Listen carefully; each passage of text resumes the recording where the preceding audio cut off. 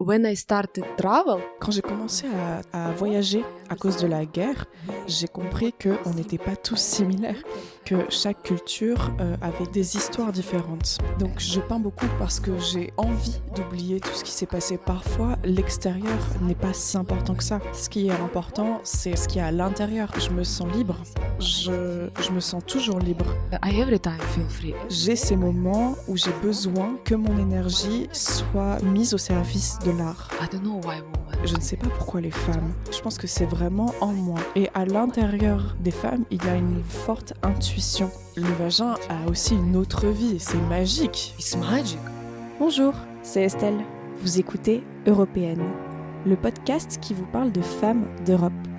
Aujourd'hui, j'interroge Maria Hasanova, une artiste peintre ukrainienne qui peint la féminité. Bonne écoute.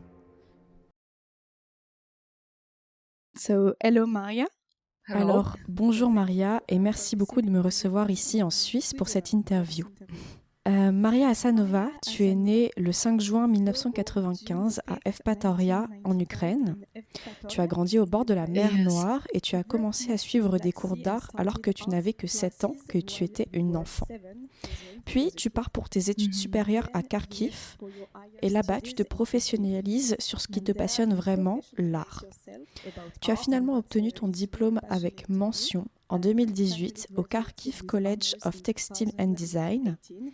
Après cela, tu as entamé une carrière de femme artiste en Ukraine. Tu as exposé tes peintures dans des galeries, dans des festivals et tu as même remporté des prix.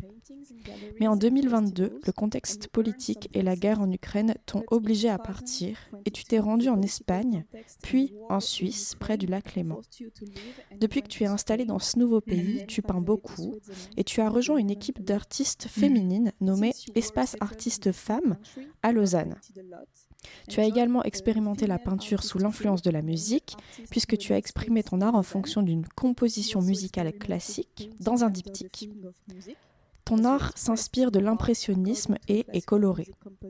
Tu aimes bien les artistes comme Dali, Kandinsky.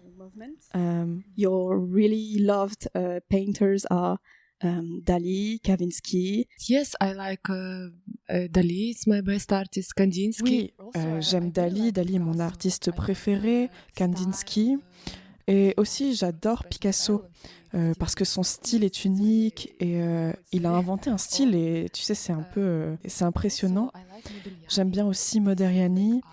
Ses yeux noirs, pour moi, c'est quelque chose que j'aime beaucoup. Et Van Gogh. Van Gogh, c'est l'un de mes préférés. Il y a 2 mois, je suis allée à Amsterdam et j'ai visité le musée de Van Gogh. Donc j'ai clairement touché du doigt mon rêve parce que j'ai vu ses peintures en vrai. Et je voudrais, avant de commencer, dire que voilà, pendant cette interview, je suis vraiment très contente d'être avec toi, Estelle. Et je t'avoue que pour moi, c'est une vraie improvisation, mais je suis très contente de parler un peu d'art ensemble. We speak for art. I'm so happy to be. Je suis moi aussi hyper contente parce que ton art s'inspire de l'impressionnisme, il est très coloré et je me suis sentie assez proche de ton art. Alors je sais pas trop pourquoi, enfin je sais pourquoi mais on va avoir l'occasion d'en parler. Et en fait oui, ton art est très coloré. Pourtant ton portfolio dit que la guerre a été une grande source d'inspiration pour ton art et pourtant tes peintures représentent des couleurs, des vulves, des vagins. Comment tu peux expliquer ça? Can you explain it?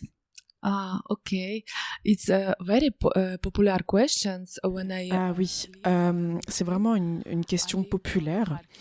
Quand j'étais à Kharkiv, les gens me demandaient tout le temps, quand j'ai commencé à peindre et à mettre en forme mon art et à les montrer, les gens me demandaient pourquoi toutes ces couleurs, pourquoi il y a des vagins, des vulves, pourquoi tu peins des femmes. Et je peins beaucoup de vagins parce que je sais pas, d'abord ça vient en moi et ça a commencé quand je peignais des cercles assez simples, basiques. J'avais pas d'idée en tête. Et j'ai commencé à faire des images pour Instagram et beaucoup de personnes m'ont dit « Tiens, ça ressemble à des vagins, à de l'érotisme ». mais je ne pensais pas du tout à ça, à faire ça à la base. Et après, j'ai commencé à faire des détails parce que j'aime pas peindre de l'abstrait, j'aime beaucoup peindre le réaliste.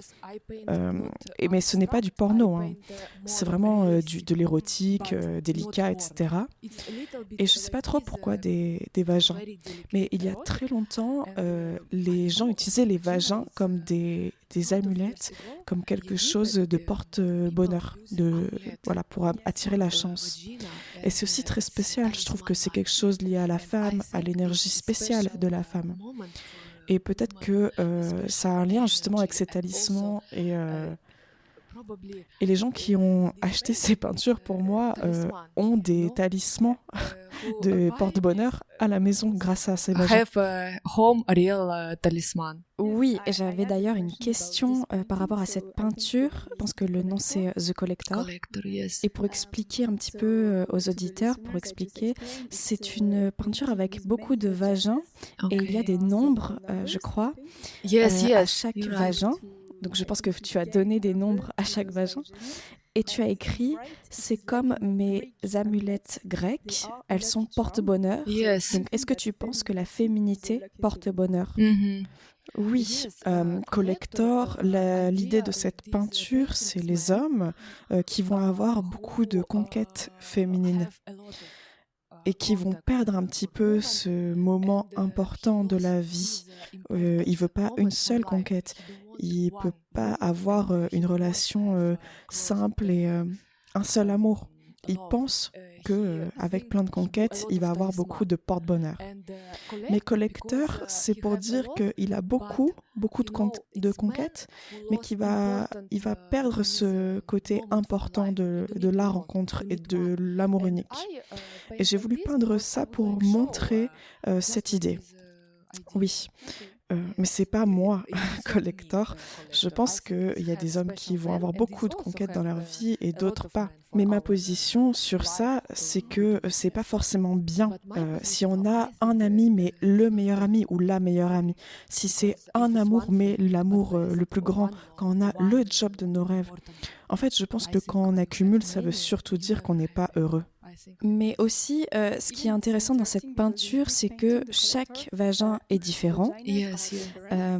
Et pourtant, on reconnaît quand même des caractéristiques communes à chaque vagin. Et ça, c'est intéressant. Donc, est-ce que tu penses que les femmes sont toutes différentes ou ont certaines similitudes? I think Je pense, c'est vraiment une question intéressante parce que je pense que nous sommes toutes différentes. Tout le monde est différent. Tout le monde a ses caractéristiques.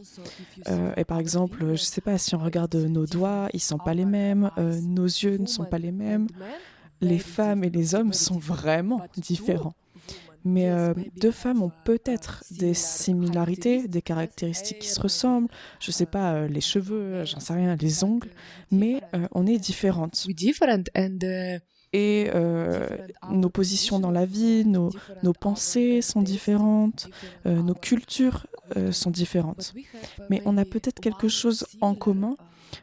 C'est peut-être nos façons de voir les choses. Par exemple, nous aimons toutes les deux l'art et pour ça, nous sommes les mêmes. yes. Oui, je vois ce que tu veux dire. Et en parlant de ça, j'aimerais bien parler de ta culture, ta culture criméenne, puisque le but du podcast, c'est quand même que les femmes d'Europe se rencontrent. Et je pense que les femmes de l'ouest de l'Europe ne connaissent pas vraiment les femmes de l'Europe de l'Est. Donc si tu avais à décrire la femme ukrainienne, qui serait-elle? You know, it's very interesting because when I started... Tu sais, c'est vraiment une question intéressante parce que quand j'ai commencé à vivre en Espagne, j'ai vu les Espagnols et je trouvais que c'était très différent comme culture. Vraiment, les gens sont différents. C'est la première fois que j'ai compris ça. Parce que je pensais, comme j'ai vécu 28 ans en Ukraine, que tout le monde était pareil, qu'il y avait un petit peu des changements, des petites choses différentes, mais que nous étions tous similaires. Et quand j'ai commencé à voyager à cause de la guerre, j'ai compris qu'on n'était pas tous similaires, que chaque culture avait des histoires différentes. Et les femmes ukrainiennes, elles aiment beaucoup être belles. L'extérieur est très important. Même si ces femmes n'ont pas beaucoup d'argent, qu'elles ont des jobs qui ne payent pas beaucoup professionnellement, elles vont mettre beaucoup d'argent pour la manucure, beaucoup d'argent pour les vêtements. Elle va par exemple pas acheter à manger, mais c'est important pour elle d'être belle. En Suisse, les femmes sont un petit peu plus relaxes avec ça. Elles sont un peu plus libres avec tout ça. Et c'est aussi très intéressant parce qu'une fois que je suis partie de l'Ukraine, je me suis dit, tiens, mais j'ai peut-être pas besoin de faire ça ou j'ai pas besoin de m'imposer ça parce que parfois, l'extérieur n'est pas si important que ça. Ce qui est important, c'est ce qu'il y a à l'intérieur.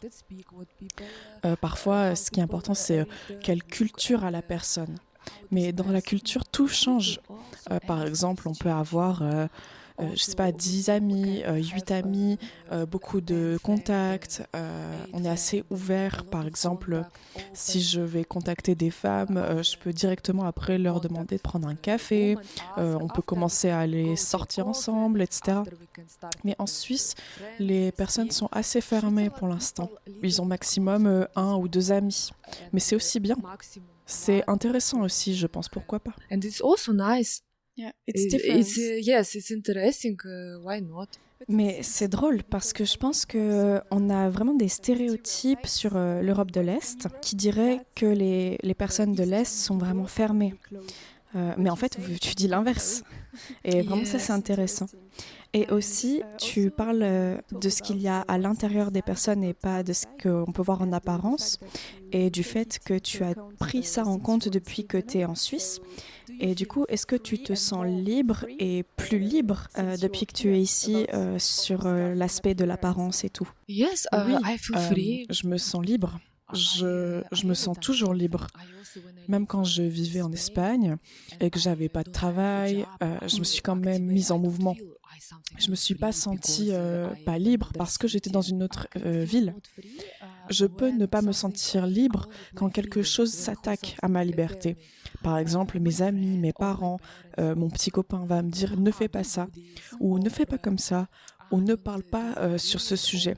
Mais si c'est quelqu'un qui me dit au pif ne fais pas comme ça le café, mais non, là je ne me sens pas attaquée dans ma liberté. Mais oui, quand ma famille ou mes amis me disent quelque chose, oui, là je me sens un petit peu attaquée dans ma liberté. En Suisse, je me sens pas enfermée, voilà, je me sens assez libre. Souvent, quand je vais à la gare, il y a beaucoup de gens qui me demandent comment je vais. Go railway station, a lot of people tell me ça va, how are you, something like this. Pour moi, c'est un petit peu choquant parce que quand j'habitais en Ukraine, si j'allais à la gare, personne ne me demandait comment j'allais. People don't ask me this. Ok.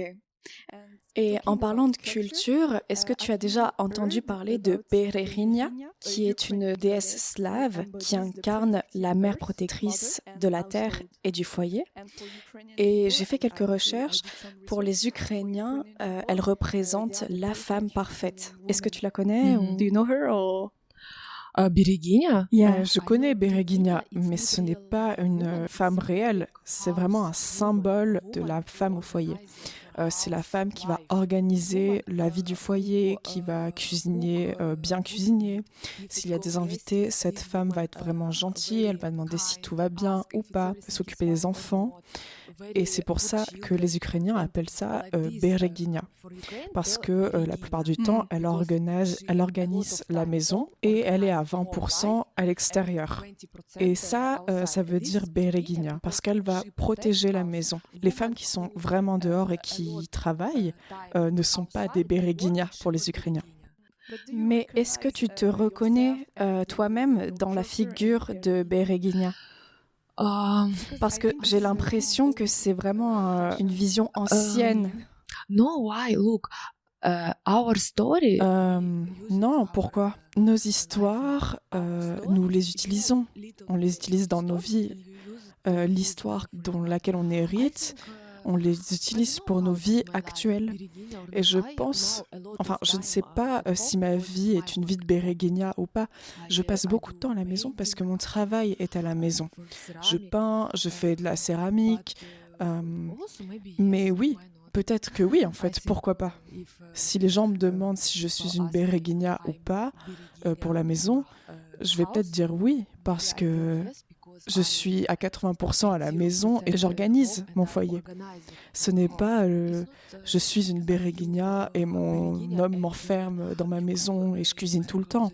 Tu sais, l'Ukraine, c'est un peu ce style de si tu veux. C'est vraiment si tu veux. Aussi, tu peux travailler. Si tu n'as pas envie de travailler, tu ne travailles pas.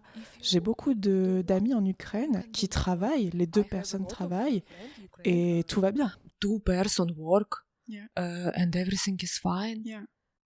Donc, c'est toujours une histoire de choix. Yes, it's choice. Oui, c'est un choix. J'avais une question aussi sur ta peinture et l'inconscient. Tu dis que pour toi, l'inconscient est vraiment important dans ta création. Parfois, quand tu te lèves, tu as un besoin vital de peindre ce que la nuit t'a inspiré. Est-ce que tu te rappelles la première fois que tu as ressenti ce besoin vital de peindre au petit matin? This vital need to paint in the morning.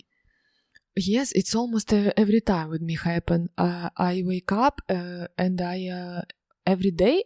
Oui, c'est à peu près tout le temps comme ça avec moi. Je me lève et tous les jours, je vais passer 4, 5, 6 heures à peindre, à faire de l'art. I don't have a day when yes, J'ai maybe. pas de jour où je m'arrête. Oui, peut-être le samedi ou le dimanche, je vais me relaxer, me reposer comme d'autres personnes qui travaillent.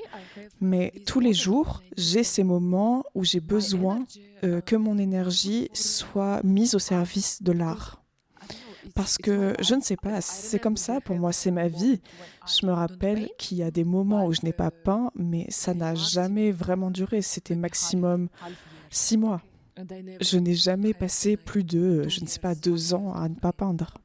A lot of my story when I little. Beaucoup de mes histoires s'inspirent de mon enfance.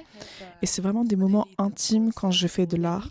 Quand j'étais petite, je peignais sur les sofas, sur les portes. Mais mes parents n'étaient jamais énervés contre moi pour ça. Et depuis que je suis grande, en fait, je peux me raconter ces histoires et je peux utiliser du matériel. Tu peux utiliser des toiles Yes, et mettre ton art sur les bons supports et pas sur la porte, yes, normal, yes. comme une artiste normale. Et en parlant de ton enfance, quelle est la phrase que tu as le plus entendue en tant qu'enfant? Et est-ce que tu peux me la dire dans ta langue natale? And can you tell me in your mother tongue language? Je ne sais pas, il y en a beaucoup. Mais là, je suis un peu frustrée parce que si je peux t'en dire qu'une, une seule, je peux Can't pas. tell you just one. Ah, non, mais tu peux en dire 2 si tu veux. No, it's very my love maybe, moя любовь. My Yellow Boy, qui veut dire mon amour. Ça veut dire mon amour et c'est ma mère qui me disait ça tout le temps. Et je pense que c'est normal, que toutes les familles sont comme ça. Mais quand j'ai commencé à aller à l'école et être grande, j'ai compris qu'il y avait beaucoup de familles où les personnes n'ont pas ce genre d'amour. Et ma famille m'a donné beaucoup d'amour. On avait des très bonnes relations. Nous étions très proches. Nous avons des moments très privilégiés. Closet moment for my parents. Donc tu as grandi dans l'amour. Yes, every time. Oui, j'ai toujours ressenti beaucoup d'amour, mais c'était des moments limités parce que ma mère travaillait beaucoup. Et très souvent, je ressentais le sentiment d'avoir vraiment des moments très courts avec elle. Que le samedi et le dimanche. Non, que le dimanche, parce qu'elle travaillait le samedi. Et quand elle avait le temps, elle était totalement avec moi. C'était vraiment du temps privilégié. Mais bien sûr, en tant qu'enfant, j'en voulais plus. Mais voilà, c'est comme ça. Oui, mais je ressens que l'amour, c'est important pour toi, même dans tes peintures. Est-ce que tu penses que ça vient de ton enfance et du fait que tes parents t'aient donné beaucoup Give d'amour? you love. I think Je pense que l'amour, c'est pas juste pour moi que c'est important. Je pense que c'est important pour tout le monde parce que une fois, on avait un projet avec l'école et j'avais envie qu'on aille dans un orphelinat et je me rappelle qu'après, j'ai pas pu dormir pendant 2 jours parce que je ressentais beaucoup d'émotions. Il me touchait, il m'attrapait le bras comme des petits singes et j'ai compris que ces enfants n'avaient pas d'amour. Et que après, les gens qui n'ont pas reçu d'amour, une fois qu'ils grandissent, ils peuvent tuer ou voilà. Parce que s'ils ne sentent pas d'amour, ils peuvent devenir fous. Tu me demandes si c'est important pour moi, l'amour? Oui, c'est important. if it's important for me love or not. Yes, for me it's very important. Et à part ta mère, est-ce qu'il y a une femme qui t'a inspiré et qui a été un modèle pour toi? Yes, I have 3 women who for me Oui, j'ai 3 femmes qui ont vraiment changé ma vie, pas qu'un peu. D'abord, it's my babushka, it's grandmother. Grandmother, okay. Yes, grandmother. She when my mother worked ma babouchka, before a lot c'est ma grand-mère. time, Quand ma mère travaillait, elle travaillait beaucoup, comme j'ai pu te dire. La plupart du temps, c'était ma grand-mère qui s'occupait de moi. Elle m'a appris beaucoup de choses, elle m'a expliqué beaucoup de choses, on a joué ensemble. Et ma grand-mère n'a jamais eu quelque chose de tabou. Il n'y a jamais eu de tabou entre nous. Tu pouvais Mm. parler de tout You avec can elle. talk everything. Oui, et je me souviens qu'on avait vraiment des moments où on jouait comme des folles. Par exemple, je prenais de l'aquarelle et je la maquillais. Je maquillais un petit peu ma grand-mère. Et elle n'a rien dit, mais c'est étrange. C'est funny. marrant. Mais elle ne m'a jamais dit après quelque chose. Et je pouvais aussi, par exemple, découper mes vêtements. Je trouvais ça rigolo. Et elle ne m'a jamais rien dit. Par exemple, s'il faisait froid dehors, que c'était l'hiver, et que je sortais avec des vêtements courts, elle me disait « Ok », parce que mes parents me disaient toujours « Non, tu vas avoir froid, tu devrais mettre ci ou ça ». Et pour moi, c'était vraiment la liberté. Et maintenant, elle est décédée, et souvent, je pense à tout ça, et je me dis « Mais waouh, c'est fou !» Je ressentais en fait beaucoup de liberté. Because I feel a lot of freedom. Yeah. Second, yes, it's my mother. La deuxième femme qui a pu être un modèle était ma mère.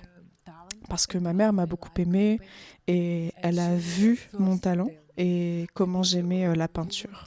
Et c'est elle en première qui me l'a fait remarquer et qui m'a dit « Tu devrais peut-être aller à l'école d'art ». Et c'est pas moi qui a fait la demande, c'est elle. Et c'est elle qui a vu ce talent et qui a organisé cette école. Et parce que c'est important quand on est petit, on comprend pas tout. Elle te soutenait dans tout ce que tu faisais et tes choix. Yes, yes. And 3 women when I studied. Et la troisième femme dont j'ai envie de parler, c'est quand je suis allée faire mes études. Et pour mes premières études en tant que coiffeuse, je suis allée dans cet institut et je coupais les cheveux des gens. Et dans cet institut, il y avait une moitié de la partie qui était de l'art, de la coiffure art, avec un travail sur les couleurs, sur les formes. Et après, on a eu vraiment un bon contact avec cette femme qui était Galina Fedorovna. Elle a vraiment aidé à développer mon art parce que, je sais pas, elle a ouvert beaucoup de portes pour moi, elle m'a fait connaître beaucoup d'artistes parce qu'auparavant, quand j'étais à l'école d'art en Crimée, j'ai vraiment appris la nature morte et voilà. Mais, et c'est fou d'ailleurs. Mais elle m'a appris les grands artistes, Picasso, Kandinsky, Malavik. Et quand je suis allée à Kharkiv et que j'ai trouvé cette femme, elle a ouvert tellement de choses pour moi. Je ne sais pas, comme une autre vie.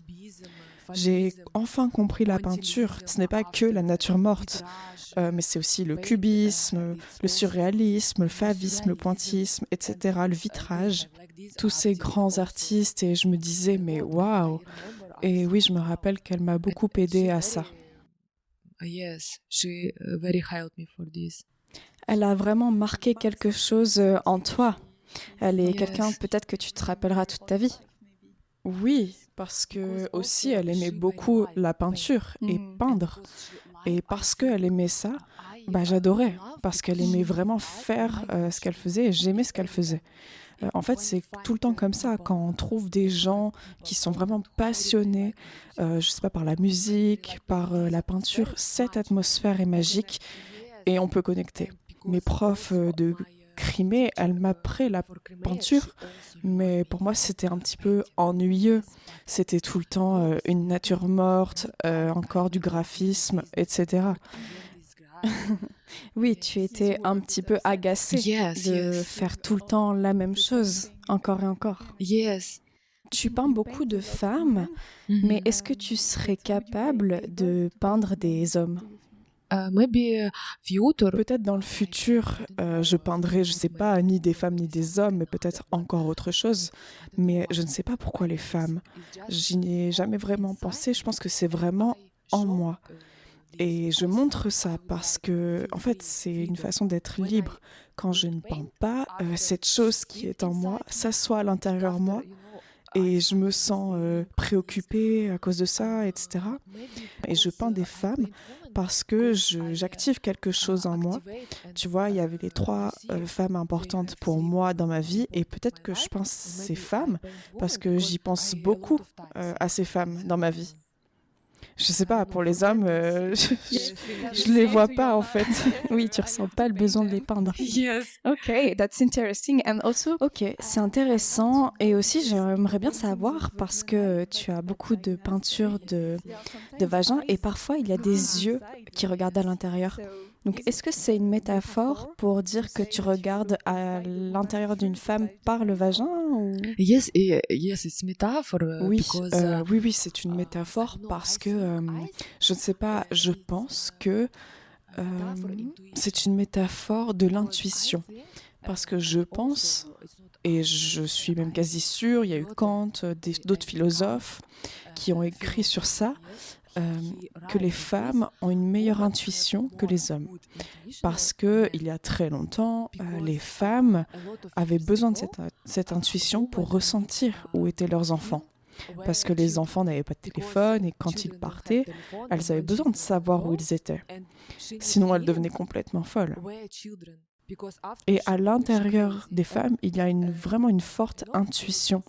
Et je sais, puisque je suis une femme, et la plupart du temps dans ma vie, ce que je ressens, après, c'est vrai. And a lot of my life, what I feel after it's right. Donc tu as l'impression que si tu regardes à l'intérieur de toi à travers ta féminité représentée par le vagin, tu peux voir comment tu penses, comment tu te ressens les choses. Parce que j'ai aussi l'impression qu'on pourrait regarder à l'intérieur de soi, je ne sais pas, par le nez ou tu vois ce que je veux dire. Mais pourquoi tu as choisi cette partie ? Parce que, je ne sais pas, c'est important, c'est une partie importante, c'est notre partie qui fait que nous sommes des femmes. Et parce que le vagin a aussi une autre vie, c'est magique, tu vois. Quand je pense à ça, c'est magique. Comme tu le dis, c'est vraiment un organe puissant. Et pourtant, on ne dit toujours pas aux petites filles, voilà, ça fonctionne comme ça ressemble à ça. Donc je pense que c'est vraiment bien que tu représentes ça dans tes grandes peintures. Je pense que c'est important que les parents expliquent, qu'ils disent, regarde, tu es une fille, tu as cet organe, après tu vas avoir tes règles, à peu près à 14 ans. Et il y a beaucoup de parents qui sont timides sur ça. Quand je suis allée à l'école en Crimée, il y avait des profs qui nous expliquaient. Ok. Voilà, les femmes sont faites comme ça, elles saignent, etc.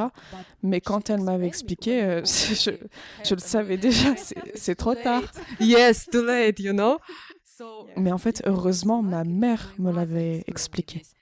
C'est vraiment une grande représentation et c'est pas commun de voir des vagins sur des peintures, etc. Est-ce que tu as rencontré des personnes qui n'étaient pas à l'aise avec ça et qui ont pu te dire que c'était malveillant, etc. Enfin, je sais pas. Non, je ne pense pas. Les Ukrainiens, les hommes d'ailleurs, ont acheté ces œuvres où il y a des vagins. D'ailleurs, j'en ai vendu 5. Aiment bien. Il y a beaucoup de gens qui me demandent pourquoi comme ci, pourquoi comme ça, pourquoi des vagins. Mais personne ne me dit non. Mais même si les gens me disaient qu'ils n'aimaient pas, ok, c'est ok pour moi. Je comprends. C'est comme si quelqu'un qui te dit je n'aime pas Monet. Personne ne dit je n'aime pas Monet. Mais pourtant, il y a des gens qui ne l'aiment pas, donc c'est ok. Par exemple, hier, on est allé à un festival de peinture d'art à Genève et il y a aussi beaucoup d'œuvres que je n'ai pas aimées. But it's fine. Yes. Oui, mais c'est ok. Non, mais c'est intéressant parce que c'est vraiment une grande partie de ton travail. Juste une autre question sur ton art et ce qui t'inspire. Tu dis que depuis que tu es en Suisse, tu as beaucoup peint en pensant à la guerre. Et pourtant, il y a encore beaucoup de couleurs dans ton travail. Donc, comment tu peux expliquer qu'il y a beaucoup de couleurs dans ce travail? Very colorful, inspiring things. Mhm. When I paint, it's for me, I flight or I forgot or I sleep. Tu sais, pour moi, quand je peins, c'est comme si j'étais en train de voler ou que j'étais en train de dormir ou d'oublier. Si je peins pendant 5 heures, je me rappelle de rien. Et quand je me réveille, je vois ce que j'ai vu. Donc je peins beaucoup parce que j'ai envie d'oublier tout ce qui s'est passé pour moi avec la guerre. Et en fait, je n'analyse pas ce que je fais. Je n'analyse pas, tiens, cette couleur est plus forte que l'autre. Je peins. Parce que quand je peins, ça m'aide à ne pas devenir folle. Parce que ça fait vraiment peur, tu sais. Enfin, je pensais jamais que ça pouvait arriver. Et ça a été vraiment un choc. Donc, il y a beaucoup de gens qui vont voir des psys, qui sont bloqués par des traumatismes, qui sont stressés. Et je comprends. Je ne trouve pas de psy en Suisse. Mais en plus de ça, c'est pas de ça que j'ai besoin. J'ai vraiment besoin de peindre. Et après, je me sens mieux. I really need started paint, and after I feel better. And Okay. like this is It's it like a happen. therapy. Yes, it's art. Oui, c'est de l'art-thérapie. En Ukraine, j'ai des leçons d'art qui sont pour les femmes et qui s'appellent de l'art-thérapie. Donc chez moi, j'organisais des sessions avec 5 ou 6 femmes. On prenait des toiles, on prenait des couleurs et les femmes faisaient en fonction de ce qu'elles ressentaient sur le moment. Si elles se sentaient en colère, elles prenaient la couleur et l'achetaient. Et après, elles se posaient et elles faisaient les détails.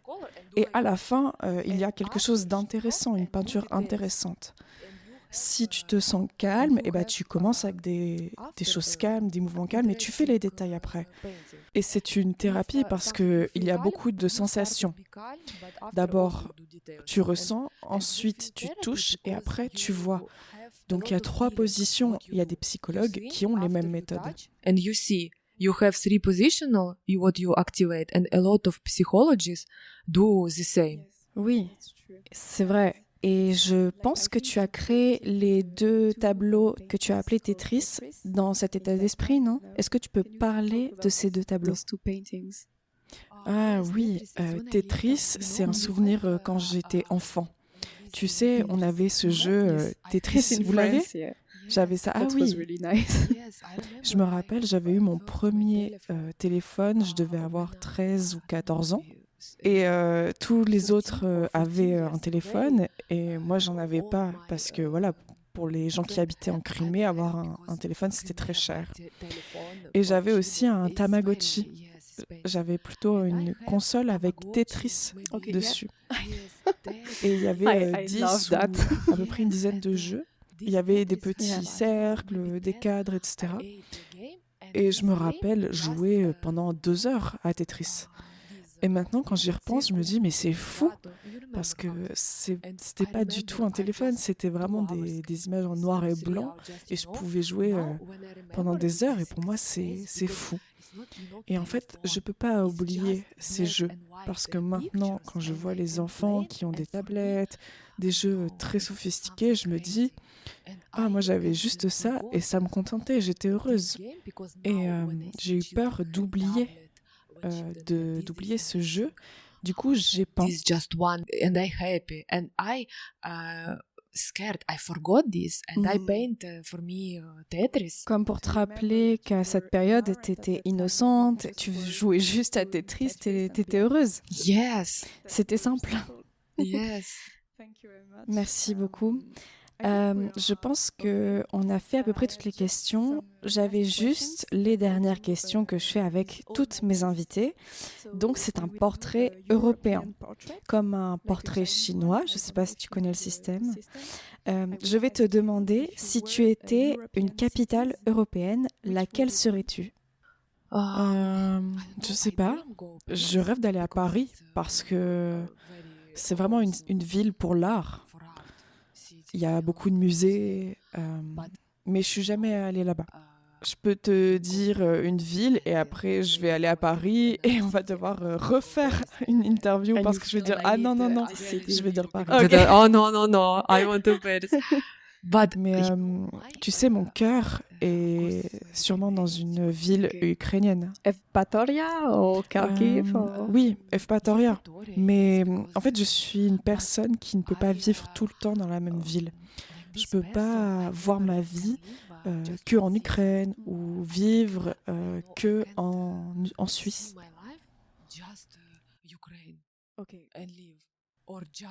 Ah, ok, tu aimes bouger. Oui, et j'ai besoin que ça soit vraiment différent. Et j'ai vraiment besoin de quelque chose de très différent. J'aime les contrastes. Very different. I like contrast. Okay. Yes. D'accord, c'est vraiment une réponse européenne puisque l'Europe est pleine de contrastes. Si tu étais une spécialité culinaire d'Europe, une spécialité culinaire, je dirais une d'Ukraine, bien sûr. Donc, prenez un papier et maintenant vous pouvez écrire. Tu peux traduire si tu veux. Hein. Prenez pour faire la recette. Oui. Ok, auditoris, vous avez besoin de prendre un papier. Ma mère cuisinait un Napoléon. Mais tu sais, c'est Napoléon, c'est un gâteau français. Ah, c'est un gâteau français. Et ma mère le cuisinait et toute ma vie, je pensais que Napoléon, enfin quand j'étais petite, je savais pas que Napoléon avait fait la guerre, etc. Ah oui, c'est quelqu'un quoi. Oui, c'est une personne. Et tu pensais que c'était juste un gâteau? Et oui, quand j'étais vraiment petite. C'est un gâteau au chocolat? Non. Il y a ces couches de génoise et beaucoup, peut-être 1, 2, 3. On en met une, ensuite on met beaucoup de crème blanche, ensuite et de la crème. Je pense que c'est napolitain napolitain en en français. Peut-être, oui. Mais c'est très bon et je savais pas que c'était français. Et toute ma vie, je l'ai mangé et j'adore. Et je pense que ce gâteau me représente parce que de l'extérieur, il a l'air simple. On voit quelque chose juste de la génoise et de la crème. Et quand on le mange, c'est très bon. C'est très, très bon. Et je pense que ça me représente. Parce que de l'extérieur, je suis quelqu'un de normal. Mais à l'intérieur, j'ai beaucoup de secrets intéressants, beaucoup de fantaisie. Et je pense que je suis comme ça. But inside me have a lot of interesting secret, a lot of my fantasy, and I think I'm like this. That's Yes. true. C'est vrai. It's a good C'est answer. une bonne réponse. If you were a drink, Et si tu étais une boisson? Tu sais, le cocktail Pornstar. Ok. C'est pour moi. Je ne veux pas en savoir plus. No, it's just funny. I really like C'est this drôle, cocktail. non? But if J'adore you ce ask me cocktail. maybe this Mais or a si tu pina me colada. demandes, peut-être Because celui-là it's, ou une pina colada. Ok. Parce que je suis comme ça, je suis une femme de Crimée et je suis tout le temps en été. Oui, c'est des boissons d'été qui te représentent, comme des cocktails et des boissons fraîches. Oui, mais tu sais, en Crimée, la météo, c'est tout le temps, il fait tout le temps beau, c'est comme en Espagne. Il n'y a jamais, je sais pas, 10 degrés, des températures d'hiver. Et les gens sont comme ça tout le temps. Pas trop vite, on va marcher doucement, la vie tranquille. Mais ces gens n'ont pas beaucoup d'argent. La Crimée n'est pas très chère. Mais le mood des gens est assez comme ça. Oui, se relaxer. Et j'ai vécu et j'aime cette atmosphère. Et pour moi, la pina colada, ça s'associe à ça. Like this. It's a relaxed life. And, it's all Oui, c'est une vie relax, c'est les vacances et tout. Et la dernière question, et après je te libère, si était un endroit touristique en Europe? Peut-être ce qui me représente, c'est Florence, l'église David. C'est vraiment un endroit puissant.